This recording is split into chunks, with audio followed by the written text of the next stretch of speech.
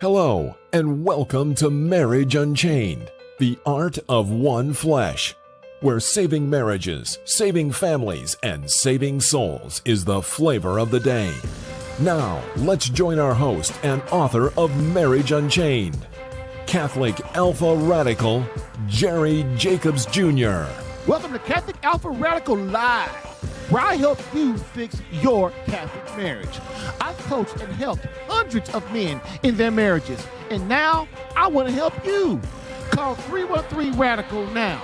That's area code 313-RADICAL, and ask me anything on tough marital issues, such as what to do when she's asked for divorce, what to do when you have a mutual agreement of separation but you didn't want it, what to do when your wife is cold and distant, what to do when your wife is having an affair, what to do when your marriage is bad, boring, lukewarm, and passionless, what to do when you engage in a marital embrace less than once a month, what to do when you sleep in separate bedrooms, what to do when she has left the home with or without the children, what to do when you're divorced but didn't want it. Call 313-RADICAL. That's area code 313-723-4225. That's area code 313-723-4225. Again, call 313-RADICAL right now for answers to intimacy problems, communication problems, prayer and spiritual warfare problems, authentic masculinity problems, aka how to man up. So, sit back, relax, take a chill pill, and get ready to rock. But don't duck. Can you feel it? Catholic Alpha Radical coming at you now.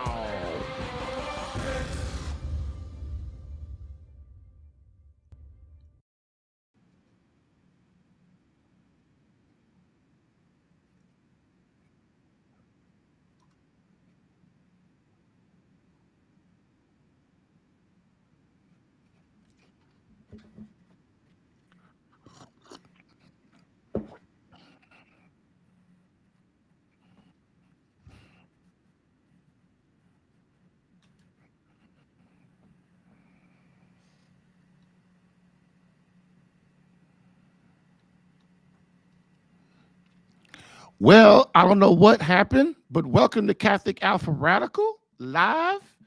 I don't know what exactly happened, but the software did something and I didn't hear it. And so anyway, happy Monday. I'm glad that you are here. I guess I'm going to have to do a little editing with this live show today after I get done today because things didn't go quite as they were planned to be. But that's what happens when you do live shows. Things always happen. Don't ever act like it's supposed to do. But the great thing is you're here. I'm here. So let's get started because you know what? My main mission is to keep you out of divorce court, right? It is Monday. I had a good weekend too. I hope you did. But let's rock this. So remember, we are down to the last two episodes of the why my wife may want a divorce, or your wife may want a divorce, or your friend's wife may want a divorce. So the reason why we're on, let me see, we're on clue 32. So we have clue 32 and clue 33 tomorrow, and then we will be done. And boy, that's a great feat.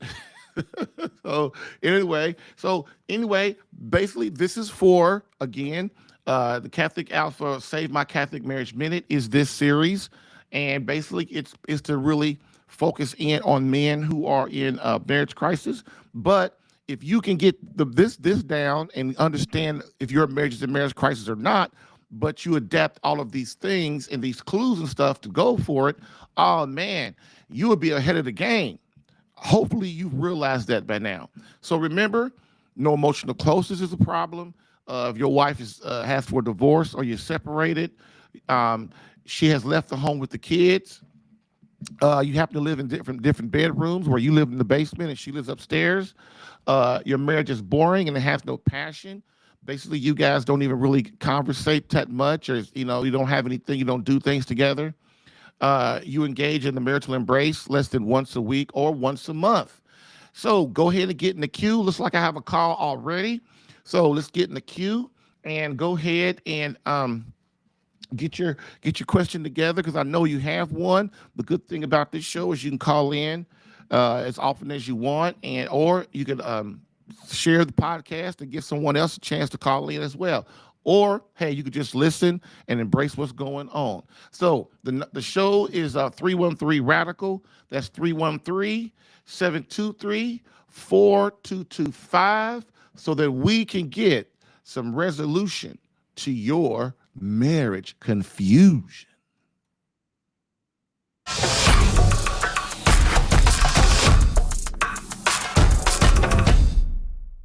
At the Catholic Alpha Radical quote of the day, quote, what makes us creatures is the fact that we are dependent.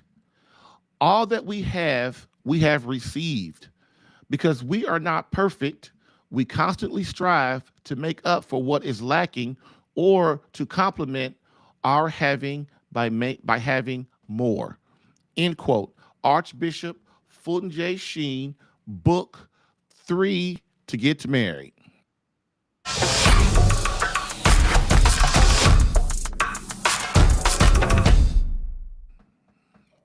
All right, so we have our caller on. So let me switch my scene here real quick to get them on so that we can get this Monday started out good and great.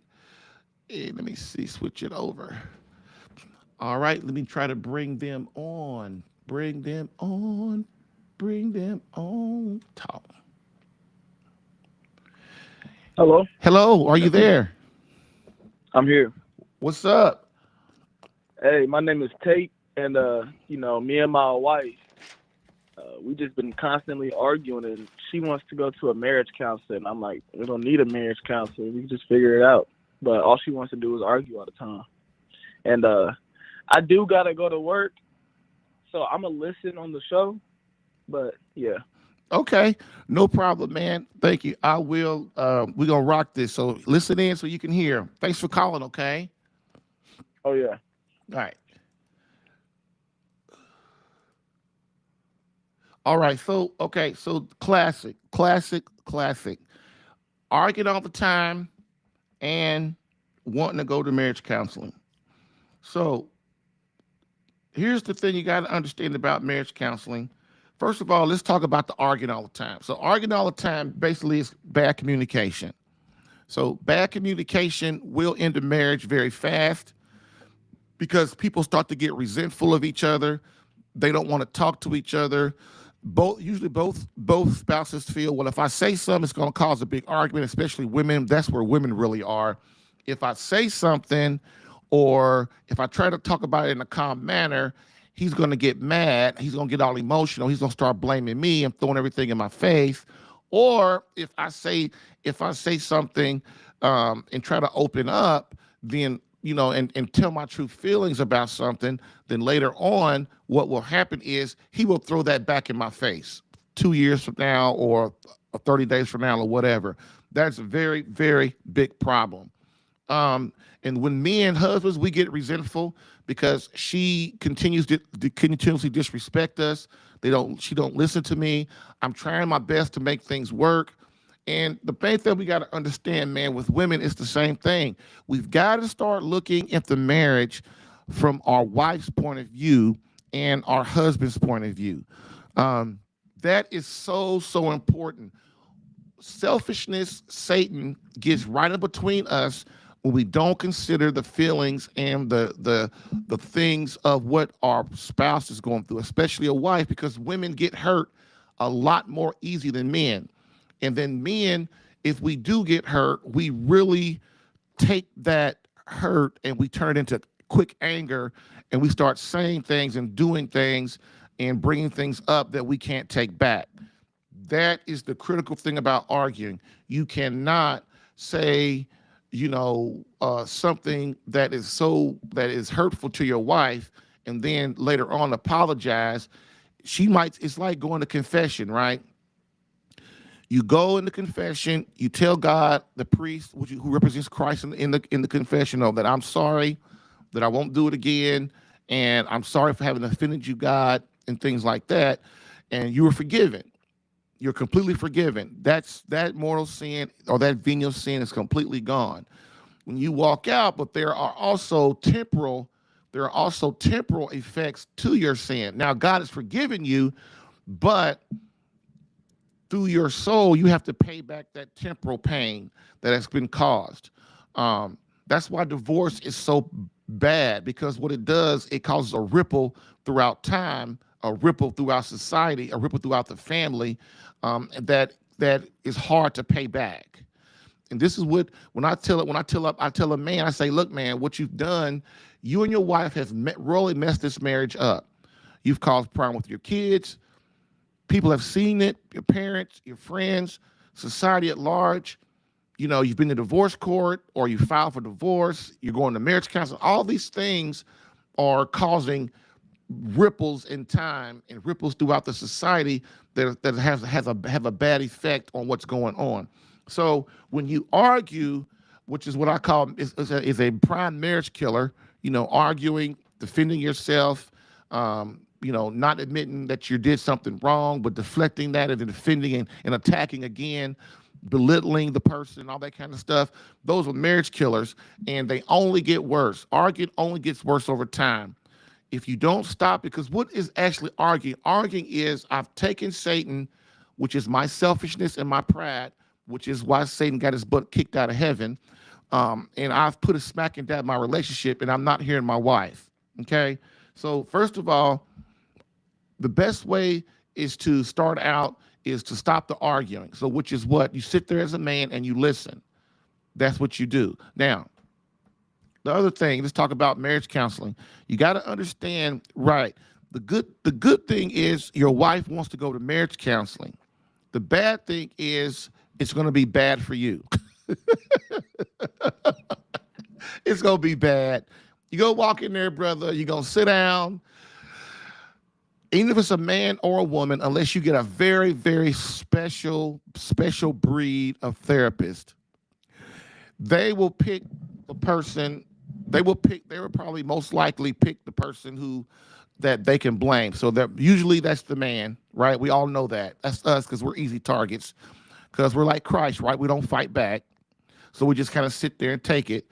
But what you do is during the whole time, if you're in marriage counseling, what you do is you don't really talk. You allow, if you got to go to marriage counseling as a husband, you go in there, you really don't talk. You let your wife do all the talking. The good thing also about going to marriage counseling is if your wife wants, if she is suggesting that you go to marriage counseling, that means she still wants to save the marriage. So she's invested still. Even though you don't want to go, you still have to go and have a good attitude about it. Because if you don't, I've talked to a lot of dudes that they all tried marriage counseling, it was crap.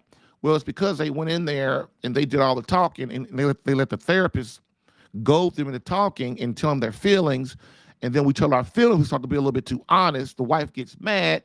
She holds it against you. And so then she starts crying and getting pissed off. And then the therapist feels sorry for her. And so the therapist goes on her side. That's how marriage counseling works.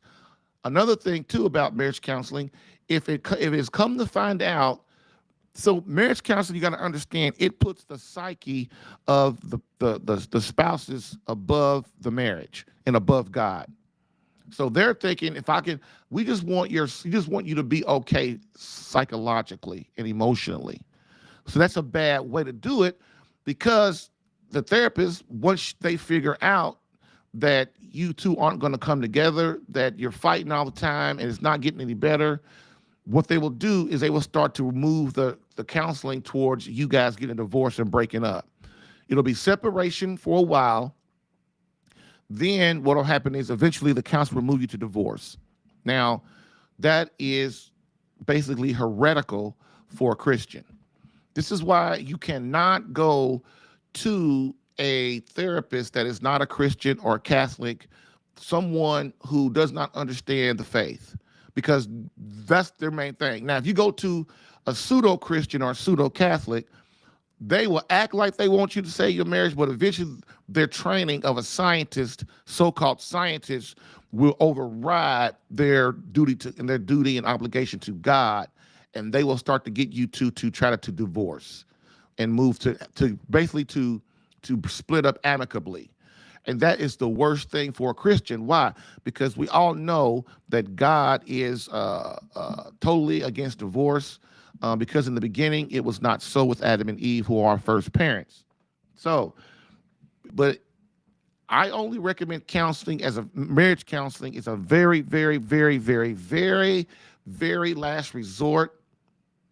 Basically, if the wife has stopped talking to you at all, and you're in divorce court, and the only way to get her to talk is to get her butt into counseling, marriage counseling, so that you can get her to open up and talk. But that's a long time away. We don't start out with that. First of all, because usually if a marriage is in marriage crisis, the wife has given up or she's indifferent, and she does not want, basically, does not care about the marriage. She's indifferent. She's like, well, look, I've been trying for 30 years to get the marriage to work. I've been trying for 5 years to get the marriage to work. You didn't listen to me. So look, I'm out of here. I'm indifferent. If you want to save the marriage, Mr. Husband, you go right ahead. I'll try my best to listen, but I ain't helping. I'm not helping. It's on you. So I'm putting it in your hands. That's why marriage counseling does not work if one spouse is indifferent or doesn't care or does not want to go, because it will just make it worse. This is why you have to find a marriage coach that specializes in, if you're a wife and you want to save your marriage, and your husband doesn't, then basically you have to find a marriage coach that specializes in how to teach you how to save your marriage when your husband doesn't want to. Same with the husband. If you have a wife and she wants to save the marriage, she don't want to save the marriage, and you do, because you understand as a Catholic, there's no way that you can have a divorce. Because that will basically put you into almost mortal sin. So basically, when we get divorced, what do we start doing? Messing around with other women, other men, and we start, kissing on each other, holding on each other, being by ourselves, and all that kind of stuff, which is all mortal sin. Because why? In the eyes of God, you're still married. The state, God could care less about the state, about what he could care less. So if you're Orthodox Christian or Orthodox Catholic, you understand that. So basically, if you're in marriage crisis, you've allowed your marriage to get to marriage crisis, then basically you need a professional marriage coach to help you get out of it, because your wife has decided, like I just said, that she doesn't care. And if you're a man like that, then that's basically all you have. You've got to find a way out of it, because you're trying to please God, because you love Christ, and that's kind of where we are. So, as far as you argue, I told you about arguing, I told you about going to marriage counseling. The main thing to do, brother, that I could tell you, the way you do this whole marriage thing, the way you do it is, which I'm going to go into later in the Save My Catholic Marriage minute, is you got to fix yourself. And 99.9% of the men of the world, husbands anyway, men too, they cannot see that. They just can't see it. They can't see, why I got to fix me first. Why do I got to do me first? Why can't she go? What's she going? Well, I get this all the time. What's her responsibility? What's she going to do? Well, I just told you she don't care. She don't care no more. So you've got to figure out how to save your family and your marriage and your relationship with God. You got to figure that out. And that comes with you fixing yourself first, so that you would draw everybody to you. If you the same person you are now, just like me, until I changed, I was crap. I was out of there. Everybody was, I didn't see anything. I was blind. I know you hear all the time, I was blind, now I see. Well, believe it or not, that's the truth. I was blind. I didn't know what was going on, and I didn't see things for what they were. And I was like most of you out there. I really was. But I realized, I looked at the mirror, and I had to fix myself. So, caller, I hope that helped you, man. Believe me, I understand your predicament, because I've been there. And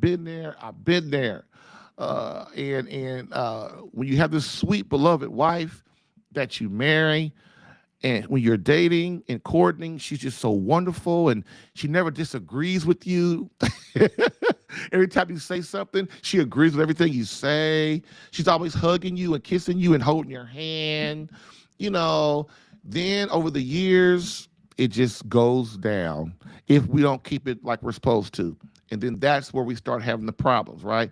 Okay, so I hope that helped. Let's go ahead and rock this and take a quick break. If you're getting value from this podcast and would like more personal marriage help, visit SaveMyCatholicMarriage.com for an opportunity to work with me personally for free. Yes, within 30 days, learn how to become a better husband that attracts your wife back to you. Visit SaveMyCatholicMarriage.com and get a plan tailored specific to your marriage and situation. I've helped hundreds of men in their marriages. Allow me the chance to help you using my personal and gained experience.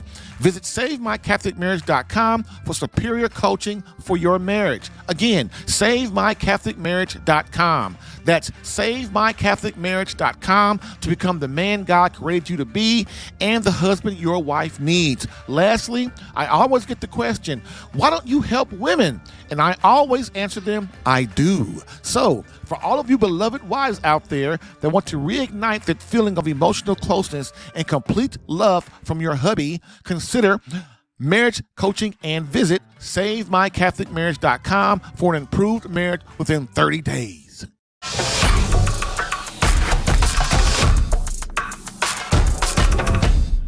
Okay, for the first part of the Save My Catholic Marriage Minute, I get the question all the time, which is kind of the question we just kind of inadvertently brought up from the caller.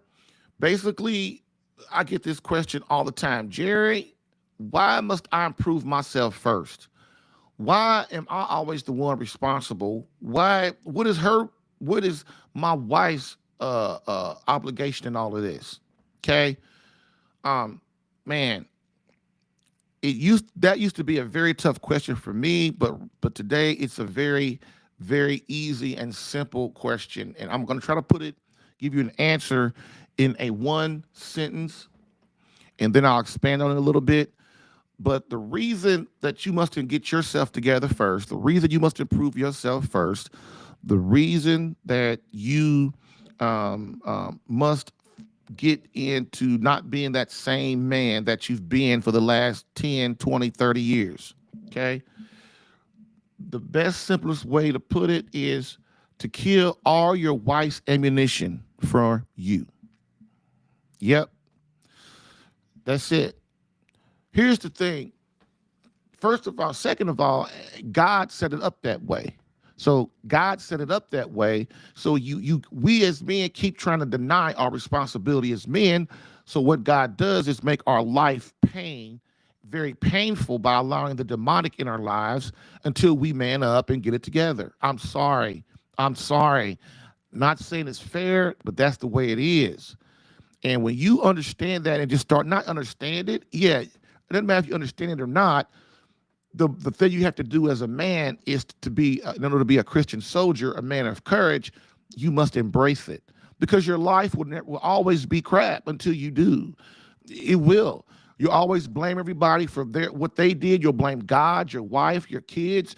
You'll blame your mother and parents for what they did. You'll blame your friends. You'll blame your job. All of it. It will never ever be your fault, and you will continue to go through life as this blind person that can't see anything. But until you realize, listen, here's the thing. When you're in your teens and in your 20s, and I say up to 35, if you're a liberal, that means you haven't grown up yet.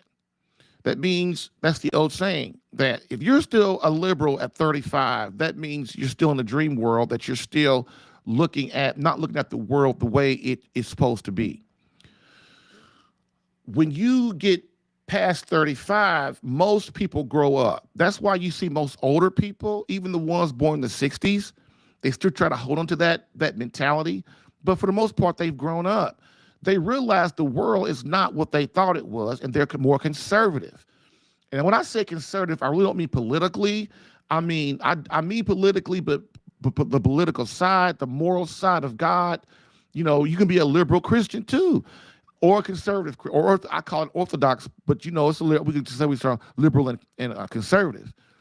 But you've got to understand that conservatism especially in the church, is the only way. Because if you are a person in the church, you're a Christian or you're a Catholic in the church, and you think that the church has a dogma, and let's say a dogma, and the dogma you think that the dogma should change, that means you're saying God is a liar. That means you're saying God is, and if God's a liar, he's not God. And if God can change, he's not God. So basically, the church only works on infallibility, which means that you will never see a pope get up there in a million years and say that it's okay to divorce and to remarry another person. The pope will never get up. Now, what he believes privately is different.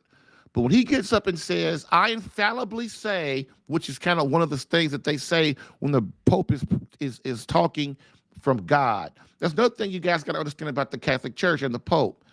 You've got to, and you that are Catholic, if he's not getting up there saying, listen, this is infallible, that it's okay, that I deem infallible, that it's okay that we can divorce and remarry and blah, blah, blah, then that is not coming from Christ. And what he said is his opinion, right?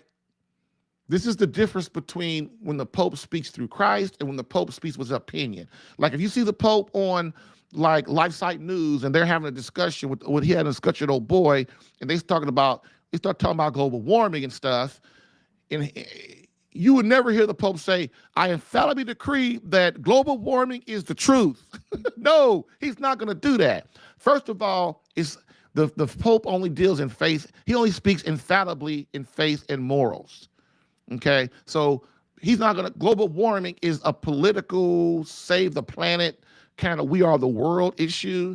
So the Pope, he can give his opinion on that, but he's not going to come from God and say, this is I infallibly decree that we need to, that God, whatever about this subject, And so this is what you got to understand. In order for your wife to understand and for you to change, you have to fix yourself first, because God deems it. So God puts you in charge as the man. You are in charge. And we've went over that a million times, but you're in charge. In charge doesn't mean in charge. It means basically you are responsible. You're responsible for the earth. You're responsible for your house. You're responsible for your marriage, your wife, your kids, and everything. You're responsible for all of that. Your wife is responsible, but you're responsible for the kids too. But your wife's job is to guide you and guide you to and guide you to the towards God and to the truth and to work with her. Okay, her job is mainly the children. Why? For nurturing. All right. So when I say you should fix yourself first, if God is deemed you responsible, then you naturally can see, oh, I see why Jerry says I gotta fix myself first. Because why? Because if I'm responsible, then I can't go around, having sex with other women. I can't go around arguing and fight with my wife. I can't go around putting my kids in foster homes. I can't go around, murdering and raping people. I can't go around lying and stealing. I can't do all that stuff. I can't sit there and blame my wife for everything wrong in my life. Why? Because that's not what a leader, a true leader does. A true leader, even the worst ones, they know that I got to take responsibility, or all this stuff I'm doing means nothing. So the thing about God putting this in, writing this on our natural hearts, men and women, of our responsibilities, is when we go against those responsibilities, it hurts. That's why women that work all the time and leave their children, it hurts them. Now they sin makes us stupid. So the longer that they're away from their kids, the pain gets a little less. Their life just gets more chaotic, right? Women who leave their children, especially babies and kids below 10, and women, it hurts them very bad when they got to go off and go to work and leave those children. Men, the same way. Like if something goes wrong in our house, like our wife is unhappy, that hurts men. That hurts us very bad, because instinctually it's on our hearts that it's written on our hearts through God that we're responsible for our wife's happiness, our marriage. And when she's unhappy, then that means, oh my God, this could crumble, right? And so that's important. So basically what I'm trying to say is when things go wrong in your house, you as the husband are responsible. You are responsible, not your wife and not your children. So naturally, if that's written on our hearts and on your wife's hearts and on your kids' hearts, they're naturally what? They're naturally waiting on you to fix you. Because if you go and say, hey, your wife, you need to go to confession because you ain't been in 5 years, and then you ain't been to confession, your wife's gonna look at you and go, well, hell, when you go, I'll go. Right? Or let's say, you sitting there arguing with your wife every day and blaming her for everything, and you telling her everything she's doing wrong, and then she just sitting there listening to you because that's what women do. Most women don't argue back at first. It takes a while for them to get mad enough to fight back with their beloved. But usually for a while, they'll sit there and just listen to you. But in their mind, they're going, well, yeah, you say I don't clean up the house, and you say that I'm wasting money, and you saying all this stuff, but you're doing the same thing, or you're making bigger mistakes as I am. Like I can't go get a beat up car that costs $2,000, but you can go out and buy a $20,000 boat. So basically, what I'm saying is women and their children, and then kids. Let's go talk about kids real quick. We telling our kid don't lie, but then they look around and we're telling our kid, hey, don't tell your mother. You and your child are out doing something, and you tell your child, well, don't tell your mother this. Don't tell your mother about that. That's like telling your kid to lie. Or the kids are fighting with each other. And you up and go, hey man, stop that fighting and stuff. And your kid goes, well, you and mama do it. So my point of it is those are just simple, basic things about how things really go in marriage and relationships. And if we do not fix, this is why you must fix yourself, because first of all, it's written on your heart, your wife's heart, and your children's heart through the Holy Spirit. So you really have no choice if you want the pain to go away in your marriage. You have no choice. But the great thing is this: once you do the work, get yourself together, become the man that God created you to be, and the husband your wife needs, which is what I call a holy lover, then what will happen is you will see all of a sudden your wife will start to allow you to lead your home. Allow you. So what that means is she's not going to be fighting with you and arguing with you and trying to get her way and being selfish. Why? Because she's going to switch to the service mode. Well, he's doing all of this and he's trying his best to change, and he just loves me so much. So now what I can do is I can focus on the kids and nurturing him. Then your kids, when you and your wife come together, like I just explained, then what happens is your kids start to fall in line too. Like if you and your wife are on the same page, like say your kid smarts off to their mother and you say, hey, you need to go, you're on punishment for a week, go in your bedroom. And then your wife goes, I don't think that's fair. Right in front of the kid, you still have problems. But if your wife goes, that's right, your father said you smarted off to me, you need to go in your room and you on punishment for a week. Guess what? The kid realizes, okay, mom and daddy on the same page. I can't really combat them no more. I got to do what I'm told or it's going to get worse. This is how you as a man, that's the power that you have as a man in your family, that you get yourself together, you start moving towards God, your wife starts moving the kids and herself towards you, and then you lead everybody to God, and then your home becomes more at peace. All right? So that is a simple 5 or 6 minute, maybe longer than that, but that is to get you to understand that you as a man have to realize of the power and the greatness that you truly have. And but God wants you to accept your responsibility as a man first. He's not going to allow your wife to submit to you, which means what? Under the mission. It doesn't mean like tell her what to do and be a jerk.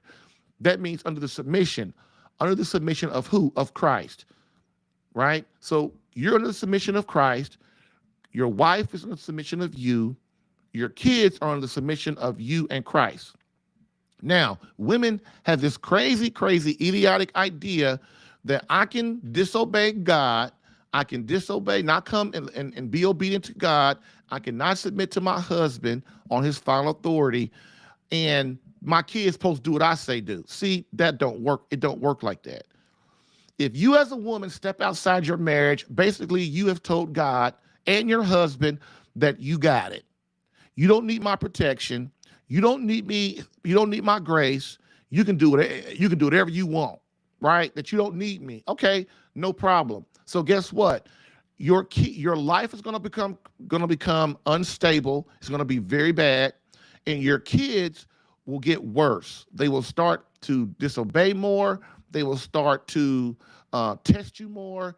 They will start to be disobedient more. They will get in trouble in school more. You know why? Because kids ain't stupid, and it's written on their heart, and they see, well, you want me to do what you say, but you're not doing what God and Daddy's talking. You're not talking to Daddy and God. See, women, they forget that little small thing. This is why I beg women, before you start leaving your husband and divorcing him and doing all this crazy stuff, that you really understand and analyze the consequences of you doing that. Because once you step outside of the submission of Christ and your husband, basically you have handed your life over to the demonic. And the demons love that one. Okay? So, that being said, today we are in clue. Oh, I have a call. All right. Yes. I have a call. Him or her almost didn't catch me because I was great going to something else. But we're going to go over clue 32. And so after this quick break, we will, let me see if I can find it. We will go right into the caller. Thank you, caller. I've helped hundreds of men in their marriages. Allow me to help you in yours. Get live Catholic marriage help Monday through Friday, 10 a.m. Eastern, for some resolution to your marriage confusion.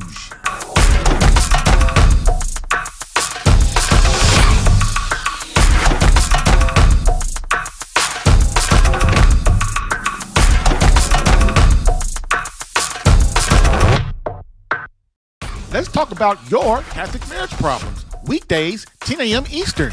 Live streamed on the Catholic Alpha Radical Facebook page and CatholicAlpha.com. All right. Let's bring our special caller on today because all of my callers are special to me. Give me 1 second. And let me see. Hello, caller. Are you there? Yes. Hey, how you doing, man? Just fine. Happy Monday. Happy Monday to you too. So how can I help you today? I've got to be in court here in about an hour, and I'm going to go in front of a judge that actually swore me in under the So Help Me God last week. And it was so dumbfounding to me because I haven't heard that since 1989 when I took my fourth oath of enlistment. Now the judge is making it about God. When she said, so help me God on that, that's the first time in 10 and a half years I've been sworn in by one of 35 judiciary. How do I approach her today? Because when I go in front of her, I'm trying to get counseling started in regards to that. She's going to want to either, one, reappoint the mediator, or two, send me into counseling. How do I go about convincing her? Should I use the Bible against her since she brought up, so help me God? Because as a strong Christian woman, she deferred to her husband before she took the judicial position. So ask the question one more time because you threw like 2 or 3 things in there. I'm sorry. How do I convince a judge who's a Christian and deferred to her husband before she took the position of a judicial position? How do I get her to make it about God and not make it about societal views? Because she's had me swear under oath, so help me God, which is the first time since 1989, since I was in the military. So that's my question to you is, how do I get the judge to be persuaded to help save the marriage? Because to me, judges sit back and they're nothing more than professional homewreckers by tearing up marriages with dissolutions of marriages.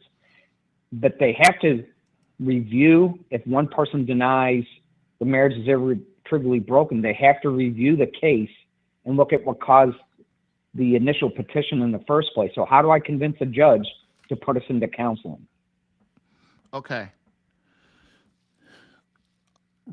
Man, what I would do, I've learned today that even the demons most of the time defer to empathy. So what I mean is, we think that people walking around in the society that there's no demonic in them or around them. That a person that just agrees with abortion, they're just good people, but they just have the wrong opinion. No, that's not true. But what is called is demonic oppression.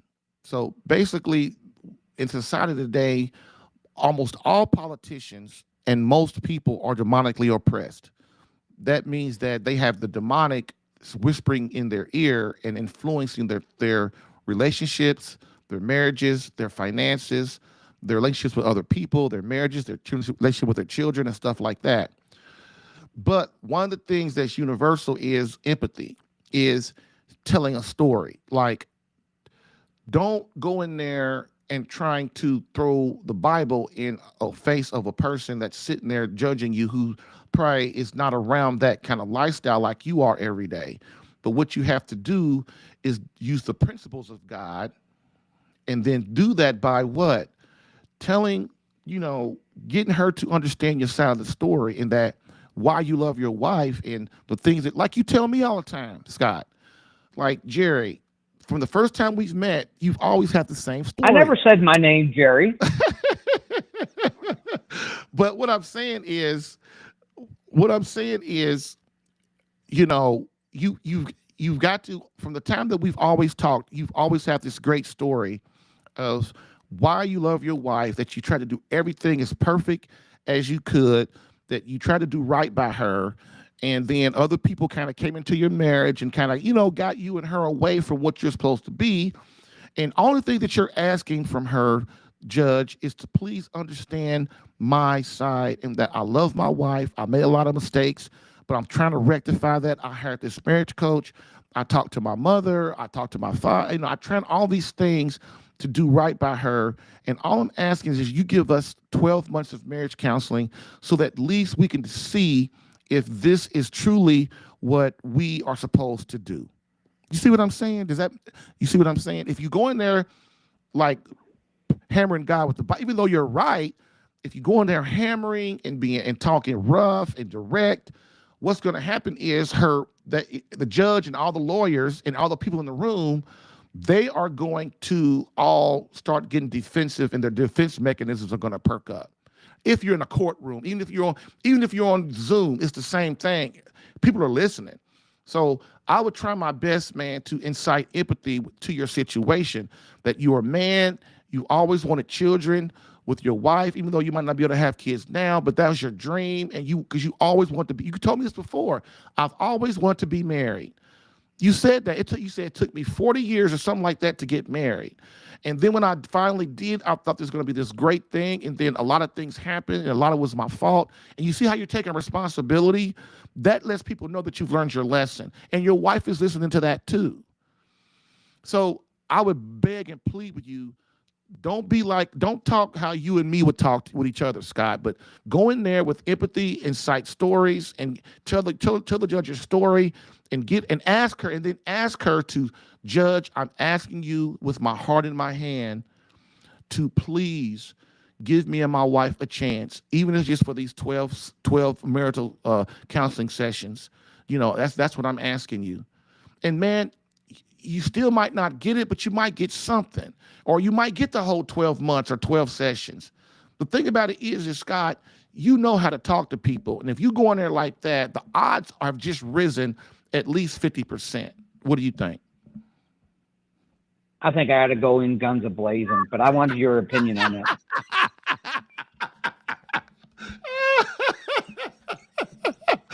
How did I know that you were going to say that? Okay, okay. So let's do it like this then.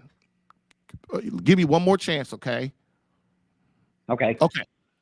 So let's do it like this. Let's put Scott, let's merge Scott with what Scott wants to do with what Jerry says let's do to minimize the damage. Is that fair? Well, I was thinking about a biblical passage, and tell me if this makes sense to you, Jerry.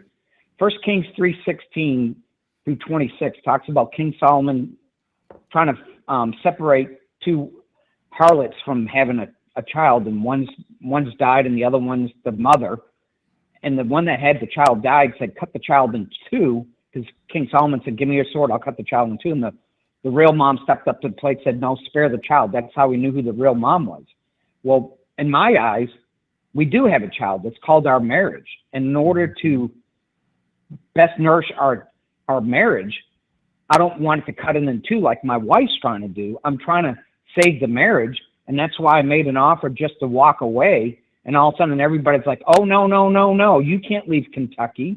We're not going to let you leave Kentucky. So if you can give me a difference of opinion on that, I'd love to hear your third input on that. No, brother, I'm saying I like that. It's just the way you, believe it or not, man, like we talk about all the time, is a lot of times it's not, when you talk to your wife, a lot of times it's not what you say, it's how you say it. With a high voice of, sweetheart, you know I love you, a soft voice, a voice that's not threatening to her because she's your beloved, right? Your body language and how you look and how you look her in her eyes, and you have sympathetic, gestures and stuff. Because the way you say it, because you guys are bonded and you can hurt her very much just by the tone of your voice. And that's what I'm trying to get you to say in here. I see what you're saying is right. I know what you're saying is right, but if you could, even if you're going to say that, mix it with the part I told you to do, because nobody cares about, nobody cares about you until they know you care about them. Your wife her attorney might turn to her if you were empathetic and go, you know what, this guy loves you. What about just giving it a chance? But if you go in there guns a-blazing completely, and you don't temper it down and then come back to the story to get folks to empathize with you, because right now the society, nobody empathizes with God or cares about God. They really don't. So you're kind of going, even though you use the Bible as a reference, I love that. And because you're a man of God, I love it. But you've got to come back around full circle to the story, and so that people can empathize with you. That's why when a great movie is there and a bad movie, right? The story. And so you have a great story. What I'm asking you to do is don't discount that. Okay. And the last thing is, please don't attack your wife.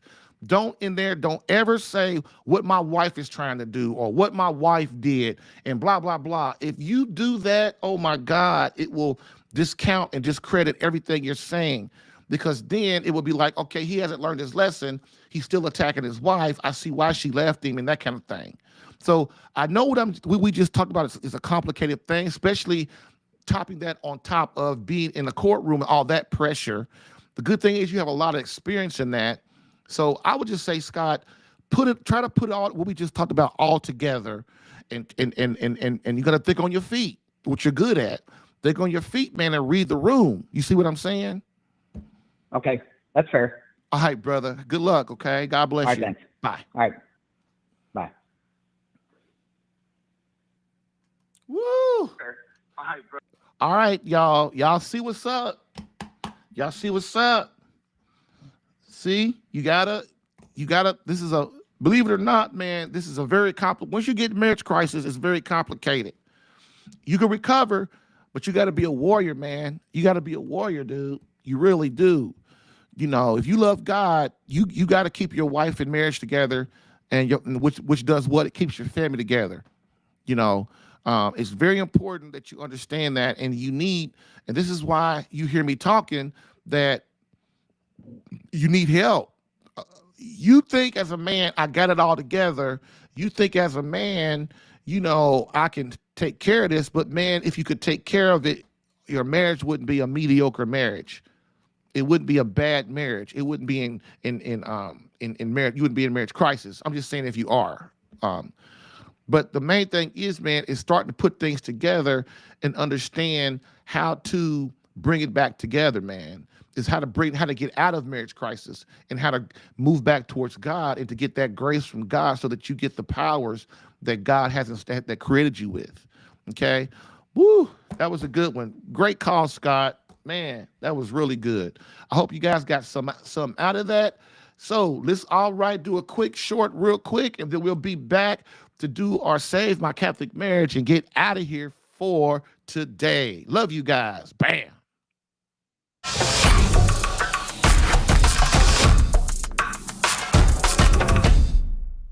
All right. So let's hit the Save My Catholic Marriage Minute. We're on Clue 32. Woohoo! And so we are trying to discern what are the clues that my wife gives me when she may want to leave or take the children or move to Siberia, Russia, and leave me behind. So, as I always do, I'm going to go over the previous 31 clues before I give you 32. So let's do it, shall we? Number one reason that a man's wife may want a divorce is, does she seem distant? Is she spending more time with single friends? Does she seem uninterested in the marital embrace? Is she still as supportive as she used to be? Number 5, is she still as loving as she used to be? Does she go out to clubs and events without you? Does she take longer to answer your texts or phone messages? Has her conversation with you become very short and to the point? Has the bickering increased? Number 10, has the arguing increased? Has she started putting the kids above you? Are her friends more important than you? Have you stopped going to mass and entering the spiritual battle daily? Does she seem unusually depressed or unhappy? Number 15, your wife may want a divorce is you make love less than once a week. Number 16, you make love less than once a month. Has she lost weight for no apparent reason? Has she started getting her hair done more often for no apparent reason? Lately, does she dress nicer or more provocative? Number 20, are you beating her home when before she was already home? She blames you for everything wrong in the marriage. Ooh. Number 22, you can't seem to make her laugh anymore. Her phone is now hidden and locked. She no longer cares where you've been or keeps tabs on you. Number 25, her hugs and kisses seem shorter with no feeling. She is keeping secrets and being vague, even when you ask her. She doesn't care you spend too much time with friends. She places her parents above you. Number 29, she no longer looks at you or makes loving eye contact. Number 30, she increasingly needs more time alone. And number 31, you can't listen to her without interrupting and opening your big mouth. No, I'm just playing. You can't listen to her without interrupting. So what is the number 32 clue? Oh, y'all notice my voice is better the last 2 or 3 days? Thank God. It's still bad, but it's a lot better. But anyway, number 32 reason that your beloved wife may want a divorce. Drum roll, please.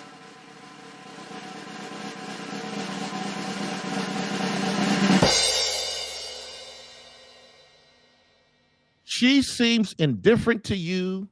She is now emotionally disconnected. Avoidance has set in. I warned you. I warned you it was coming. The indifference, the loss of emotional connection, the arrival of avoidance. For 31 clues, I begged you and pleaded, banged it into your heads. Please do not allow this to happen. Don't allow the emotional closeness to leave in your marriage. But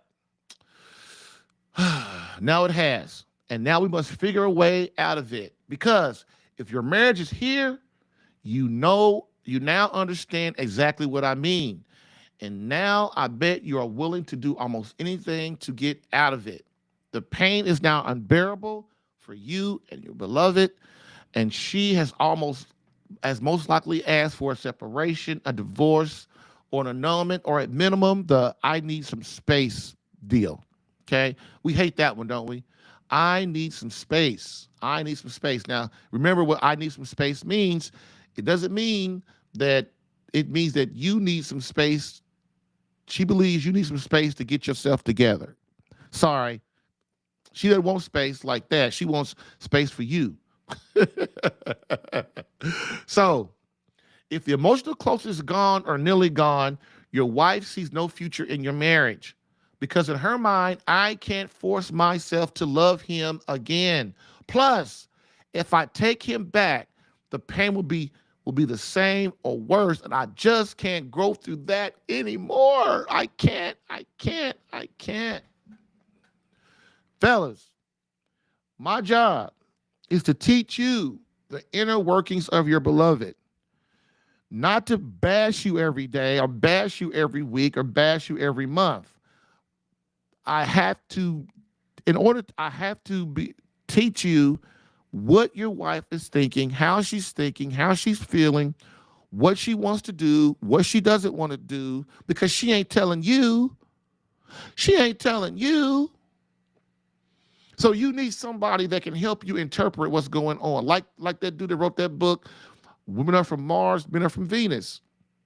You know, I never read that book, but I assume if he's any kind of man and understands women, he mainly focused on the women because that's who's in control, believe it or not. Just like, remember I told you, women choose us, we don't choose them, okay?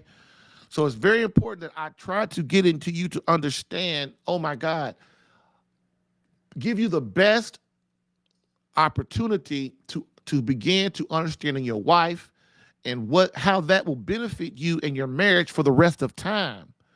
If you think about this, if you're 50 years old and you're married, you've got 50 more years of marriage, dude. People think time is really weird. Like when we get 50 and 60, we think our life is half over. No, really, our life is half just beginning. Because the first 50 years, we didn't know nothing. The first 50 years, we didn't know a damn thing. At least now, these next 50 years, man, we can have this great life, right? All we got to do is keep our wife happy, keep God happy, and keep disease off our butt, right? You can't get sick and have a great life. So if you're 50 and over right now and you're eating bad, carbohydrates, eating sugar, taking over all these depression medications, taking all these pills these doctors give you, taking all over-the-counter medications every day, taking all this stuff, man, you will eventually get sick. You can't have a fun 50 years because when I say 50 years is what? You know, I'm assuming that we all live, you live to 100 years old, which is today is very, very possible. My grandfather lived to like 102 or 3 or something, and then my grandmother would have made 102 if not for COVID and all that stuff. But what I'm saying is, man, most guys think, well, I can't make love no more. I can't eat what I want, and I'm sick. Who wants to live to 100 years old like that? I can teach you how to do that. And I'm saying, hey, I'm a big guy, but what I'm saying is I've learned how to not be as big. So, and that comes from all the stuff that I told you. Being sickly, man, is not a fun thing. So if you get to be 60 and 70 and 80 and 90 years old and you're very sick, you need a cane to walk, you got arthritis, you got diabetes, you got heart disease and all that stuff. All that stuff can be gone away if you eat right. When I say eat right, basically a carnivore diet, which means I'm not putting any sugar or carbohydrates in my body anymore. I'm only putting protein in my body. Why? Because that's all we need to live. And you don't have all that extra stuff because we got to remember how it works. The body is not meant to run on sugar. The body's meant to run on fat. The body wants to run on fat. This is why people that tell you don't eat fat, they do not know what the hell they're talking about. The problem the reason people don't really understand why to eat fat is because it's the combination of foods that's the toxicity with fat. So what does that mean, Jerry? What that means is if I go to a restaurant and I sit down and I get a big old fat half a pound hamburger with two big old buns on each end of it, and I've got, which is, and then I get mayonnaise and ranch, and I put onions, lettuce, tomato on it, and pickles. Ooh, that sounds good, don't it? But I put that on there, and then on top of that, I get this big old plate of chili cheese fries with all the fixings. That is one of the most toxic combinations of food there is. People think food, it's a pleasurable thing, which it is a pleasurable thing, but you got to know the right combinations. Protein is the most healthy thing you can eat if you don't mix sugar and carbohydrates with it. Hear what I just said. It's not the beef, vegans. It's not the beef. That's why if you just eat vegetables, you get sick. You have no energy and you die. That's how skinny people die. If you just name me one person that all they've eaten was beef and they die a sickly death. They don't. Why? Because that's how God set it up, right? We are allowed in the New Testament, we're allowed to eat meat and pork and all of that stuff. But everybody wants to do what they want to do, which is fine. So if you want to get more scientific about this, if you want to live to 100 years old, you stop eating sugar and carbohydrates every day. You only eat it sparingly, like what the Bible says, like God talks about, moderation and everything. It's not that you can't eat cake. It's you can't eat cake or a derivative every other day or every day or 5 times a week. It's not that you can't have fries and chips and spaghetti and all that stuff. You just can't have it every day. You can't have it like that. Because listen, you've got to understand the thing about food combinations. And when I say food combinations, I'm not talking about, chicken and mashed potatoes and gravy and broccoli. And I'm not talking about that kind of. What I mean is the toxicity of the food that you're eating. So like I just said, if you eat carbohydrates and sugar with protein, that is one of the most toxic food combinations there is, because the beef reacts with the carbohydrates and it causes indigestion. It causes what's it called, that acid reflux. You fart all the time. Okay, I'm just gonna prove everything I just said. You people that you eat beef and carbohydrates together all the time, tell me about your stool when you use the bathroom. It's like you got to go to the bathroom 2 or 3 times a day. You're always farting. You're always burping. And your stool stinks. Your stool always stinks. It stinks really bad. All these things, and then you have indigestion. You have you can't, you have your joints get inflamed. That's the proof that what we're putting in our body is causing us to get sick. So every time I know that I'm starting to eat bad, I start burping. I start having gas. I got to go to the bathroom 2 and 3, 4 times a day. I never feel quite good. We've got to understand that our body is perfect. Believe it or not, our body is perfect. And those things I just said are signs that you are sick or that you are getting sick. And this is why chicken, beef, fish, seafood, pork, lamb, all of those things are great for you because, first of all, it's one food, and that one food, when you put one food in your stomach, it digests a lot faster. Why do I say that? Because the stomach, the food, it takes a long time to digest the more different kind of foods you put in your body. So you're full longer and you feel uncomfortable longer. So I'm going to get off that. But man, listen, the thing that I try to teach the men is When you come to me, my job is to get you to live to 100 years old. Why? Because you got children and grandchildren. You got a beautiful wife. If you're 50, do you want to die at 55? You just, no, you don't. You don't. So how do I stay around, right? Like, how do I stay around? First of all, I get right with God. I get right with my wife. I get right with my children, and I eat right. Okay? Okay, you got to remember, man, people ain't going to tell you this stuff. People ain't going to tell you how to eat right. First of all, most doctors don't even know. Second of all, the carbohydrate sugar industry is billions and billions and billions of dollars. You think McDonald's, like, I don't blame McDonald's for serving bad food. If I'm going to eat it, it's on me. I'm a grown-ass man. I could do, if I decide that I'm not going to do that, that's on me. But if I decide I am going to do it, to me, it's all moderation. If I go to McDonald's once a week, I am not going to die from disease, okay? I'm not. Unless I go to McDonald's today, I go to Burger King the next day, I go to Church's Chicken the next day, I go to KFC the next day. Every 7 days a week, I'm eating all these bad food combinations. And by the way, fried chicken is not really bad because it has fat in it and it's protein. But if you want, you can always pull off the flour and just have the chicken by itself. But we all know that the crust is what makes the fried chicken. So I'm gonna get off that, fellas, because I know that could be a daunting task. But the way I can help you with that is you start slow. You start taking sugar and carbohydrates out of your diet slowly, and you will see, man. You will feel better. I guarantee you.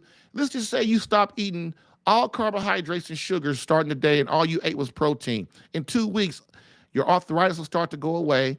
Your diabetes will start to go away. Your heart disease will start to go away. You start to feel better. You'll have more energy, and the food will taste way better. Bam. Okay? So if your wife or you move out, the task is much difficult, but we can still make this work, okay? We can still make this work. But the emotional connection has to be put back. Either way, without the emotional closeness, you have a monumental job ahead of you. Men, just wait. As men, we wait too long to get our butts in gear. We just do. We wait until the pain is so bad on both sides, our wife and us, and then we run in and try to be Superman, and it just doesn't work. The writing has been on the wall for what? For weeks, months, and years, and we're not taking care of it. Believe it or not, throughout your life, the Holy Spirit is always talking to you, whether you're an atheist or a Christian. It doesn't matter. You're always getting talked to. You're always getting talked to because God loves you and he wants to give you the chance to get things right. We must keep our heads in the sand. We put our marriage on the back burner. And then all the while, God, our marriage, our wife, our children slowly drift away from us. Remember when you first got married, you and your wife were close. You couldn't wait to have kids. Well, most of us couldn't wait to have kids. And things were great. And then slowly but surely, things start to go the other way. We think it's not fair. We think that's not fair. Why would God allow that to happen? Or the saying is, why would God do that to me? No, it's not that God did it to you. It's that he's been trying to get through to you for a year now. You didn't listen. We didn't listen. I was the same way. God talked to me all the time. Wasn't a Catholic. I wasn't a Baptist, a Methodist, or nothing. Didn't go to church. Didn't care about church. Didn't know God. Didn't care about God. Didn't know Jesus. Didn't care about Jesus. But looking back, God talked to me every single day. Jerry, don't do that. Jerry, that's a rookie mistake. Jerry, that's bad news. Jerry, I wouldn't do that if I was you. Hey, boom, boom. That's your guardian angel, man. That's your guardian angel. Look, I heard the other day, I think it's a great saying, God has a plan for you. If you don't use that plan, then you can use Satan's plan for you because Satan has a plan for you too. Okay? All right. So, but again and again, we put this off, procrastinate to no end. And so God allows the pain of chaos in our homes because of an unhappy, unfulfilled wife and disobedient and disrespectful children. This will all get worse unless we listen. Guys ask me all the time. I've had 2 guys in the last 2 weeks asked me, Jerry, how do you know the demonics in my house, in my life? How do you know that the Satan is in my life, evil's in my life? I said, well, dude, you just told me for the last hour. You go at work, you at work all the time. You like going to play with your buddies all the time, going to golf all the time. You're in the pleasure zone all the time. You distracted your wife. You just told me. You distracted. You were distracted from your wife, and your kids are disrespectful. They told you they hate you. They don't want to spend time with you. Your wife is unhappy. She doesn't want to spend time with you. She won't make love to you. She's always trying to go. She's out talking to her divorced friends every day. She's going on trips all the time. She's at work all the time. You guys don't make love. You don't even talk. You don't hold hands. You don't do nothing. Dude, if that is not evil in your home, what is? What more signs do you want? What more signs do you want? See, the thing about Satan is he not only convinced people that he did exist, now he's got the new level. Like, you know what? An evil person is only Jeffrey Dahmer. An evil person is only a serial killer. An evil person is only a rapist. An evil person is only a murderer. No, that's evil, but evil is also the other things I mentioned. Okay? Open our eyes. This is how you get it. So, again, this will only get worse if we don't listen. Brother, do we really have to go that far before we take action? When you come to me for help, one of the first things I analyze is your marriage and the amount of time I feel you do or don't have before your wife and kids are gone, or if you lose them permanently, or if you lose them permanently. But after this talk, many men again avoid and dodge the issue.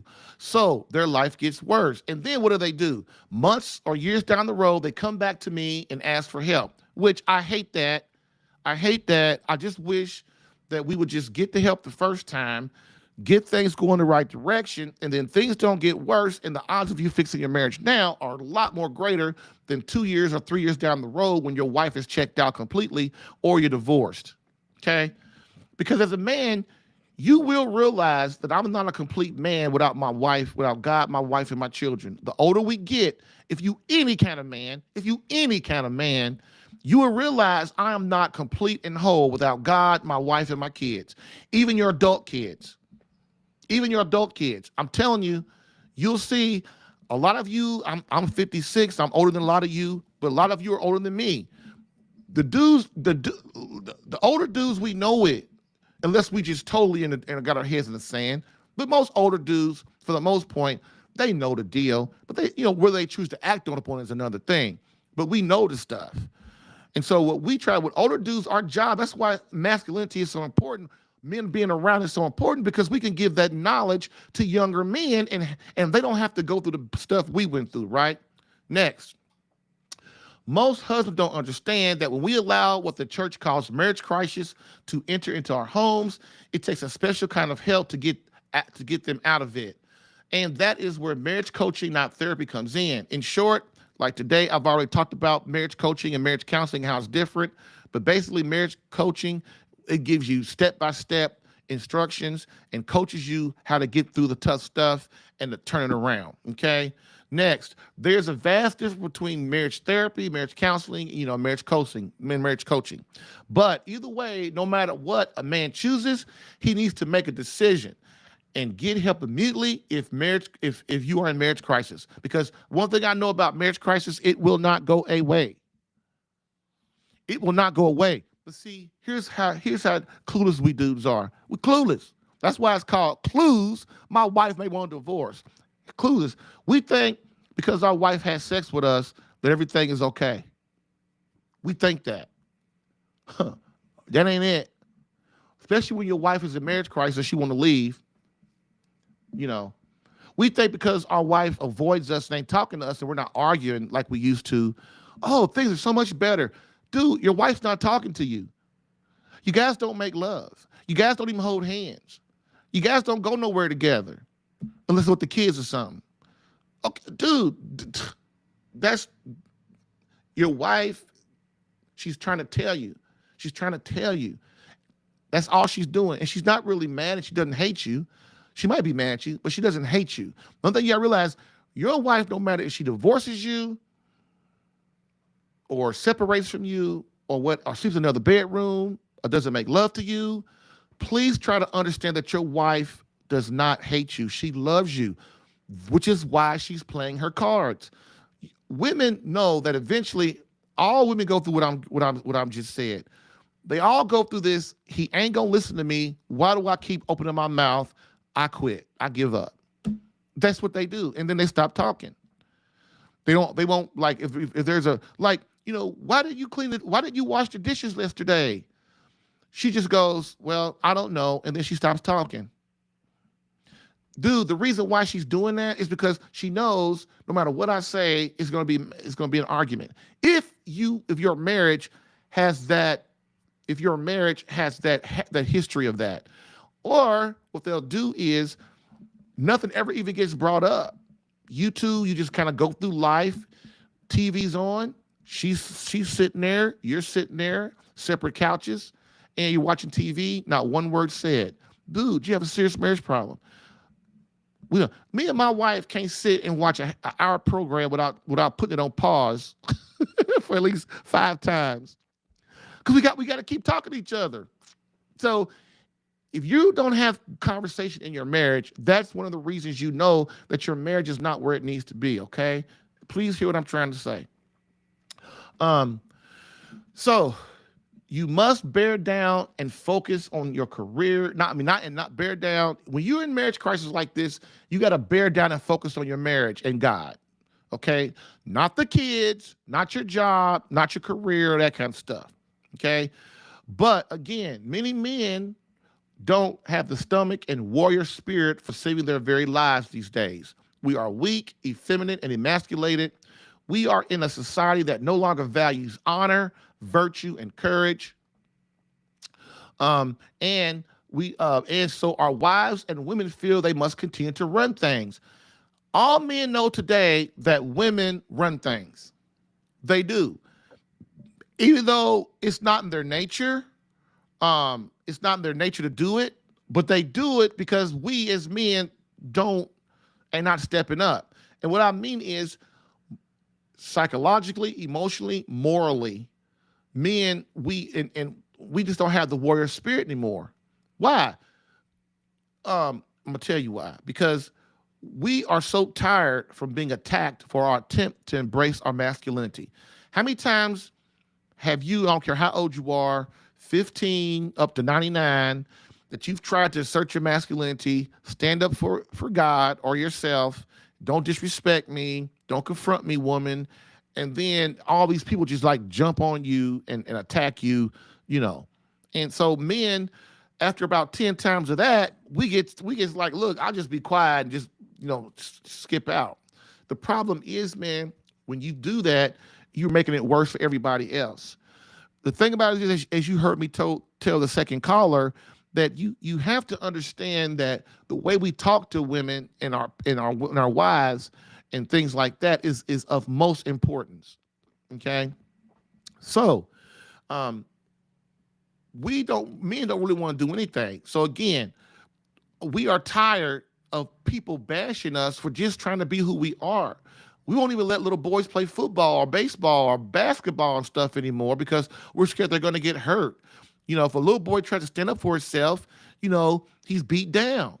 So after you 5 years old and you put up with 15 years of that, you kind of say, screw that. So we're just tired of being beat down as a man, but that is how you build strength. When you have adversity, you either let it even make you stronger or you let it make you weak. Okay? The problem is most men in our society today have allowed to do the other. And what we do, we focus on pleasure.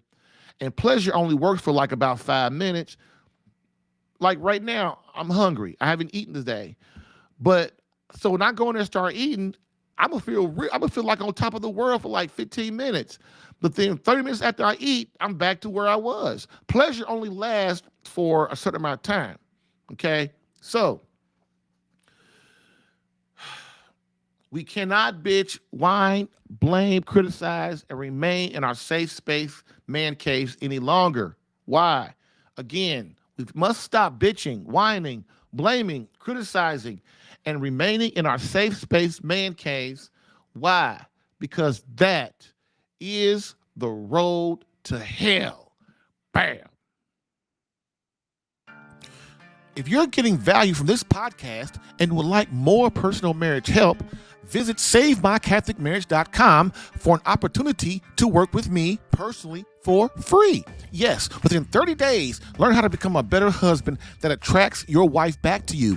Visit SaveMyCatholicMarriage.com and get a plan tailored specific to your marriage and situation.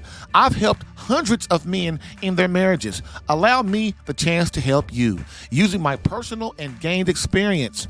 Visit SaveMyCatholicMarriage.com for superior coaching for your marriage. Again, SaveMyCatholicMarriage.com. That's SaveMyCatholicMarriage.com to become the man God created you to be and the husband your wife needs. Lastly, I always get the question, why don't you help women? And I always answer them, I do. So, for all of you beloved wives out there that want to reignite that feeling of emotional closeness and complete love from your hubby, consider marriage coaching and visit SaveMyCatholicMarriage.com for an improved marriage within 30 days.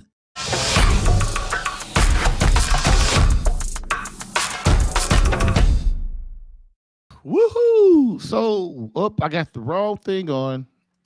Supposed to be Pope Benedict. So, look. So, all right, fellas. So, I'm going to start my interview series. So, I'm almost done with the clues. So, I'm probably going to start interviewing more experts and stuff because, I know you guys just love hearing me talk every day. No, just joking, man. I'm just joking with y'all, man. But look, what I'm gonna do, I'm gonna get, start doing some interviews with my priests and start doing interviews with my porno experts and my my other marriage coaches and stuff, so you guys get a different perspective and stuff. How others look at Christ and stuff like that. I do a lot of, I used to do interviews almost all the time. I don't do them as much anymore because, well, first of all, it's about you. It's about the callers and about you guys wanting to call but don't. So, but anyway, even when I have interviews, it's still going to be a calling show. So, I'm going to interview guys and ladies too, but it's still going to be you call and ask them questions, ask both of us questions too. Because I'm telling you, I got two pornography experts, man. They are the bomb. I know two of them. They are the bomb, and they are good. And so if you're one of those men that you engage in masturbation and pornography and stuff, and you can't seem to stop, dude, you when I interview these dudes, you need to be on it. You need to be on listening to it. Another thing too is, man, believe it or not, that's Satan on you, man. And I know it. It's a mortal sin. And I know you guys know that. I don't have to. I'm preaching to the choir on that one. But the main thing is, man, you gotta get that stuff out of your life so that God can put Himself in your life. And the good thing about it is, man, I've got experts that can help you. I can help you too, but that's their specialty. Like marriage is my specialty. Like pornography is their specialty. So they can tell you a lot more ways to get out of it and stuff like that. In my program, what we do is if a guy tells me he has a pornography problem or a masturbation problem, what I do is we talk about it and I help him, and then I give him some videos to watch and we talk about that. We get some stuff on our covenant eyes or something like that, or something similar on our phones and computers. And then if you still have problems after that, then I refer you to one of my pornography experts. Just like divorce, like if you come to me and you're like your wife has filed for divorce, one of the first things I do is I have you talk to the lawyer, my program lawyer, so that he can give you a good perspective of what you're going to throw through. Because a lot of guys think they know, but they don't know. And believe it or not, the internet is helpful for initial research, but to talk to an expert like an actual lawyer who's been there that can really help you and has your best interest at heart. Because my lawyer dude, he wants to help you. He's not trying to get money from you. He's not trying to do anything. This is why guys love my program, because listen, I'm not gonna lie. It costs money to enter my program and it's not cheap. But when you get in it, the money is like way far down the line, because you get so much help and value and so much knowledge that you couldn't have gotten on your own in a million years. Okay? So, like I said, my lawyer friend, he is the man, and he will help you and be honest with you, and he will talk to you about your divorce and give you some option stuff. Matter of fact, he will like try, if he knows a lawyer in your state or in your town, he will call him and hook him up with you. So that's my point, man. You're out there on your own, dude. You're out there on your own. And listen, I talk to guys all the time, man. You on your own. Women too. You on your own with this stuff. But mostly the men, you're on your own. And who you gonna talk to? Who you gonna talk to? Everybody feels sorry for you. Like, oh, my wife asked for a divorce, or my wife is leaving, or my wife won't make love to me anymore. Everybody feels sorry for you, but they don't know how to help you. Oh, they'll tell you this, leave her, man. Forget that. Go find somebody else. Oh, what great help is that? But don't blame them. They love you. They just trying to do what they think is best, So that's that. So anyway, hopefully we can start some interviews next week or later on this week, most probably next week, because I got another series I'm going to start that y'all going to love. But we're going to start making some interviews in with that too. Because I know you guys want to hear from other people that are specialties, that are specials in the marriage field, different specialties in the marriage field, because that's what you're here for, to learn and embrace. So that being said, we end today with our quote from Pope Benedict XVI, as we always do. Society offers you comfort, but you weren't made for comfort. You were made for greatness. So go forth, Christian soldier. The spiritual fight is up on you. Fast, pray, and prepare for battle.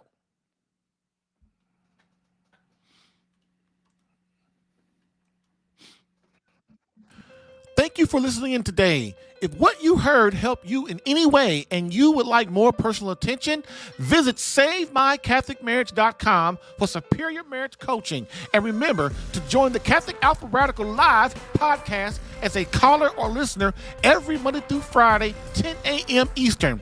To join as a caller, dial area code 313-RADICAL. To join as a listener or view the live stream, visit the Catholic Alpha Radical Live Facebook page or visit CatholicAlpha.com for Catholic marriage help that actually works. Bam.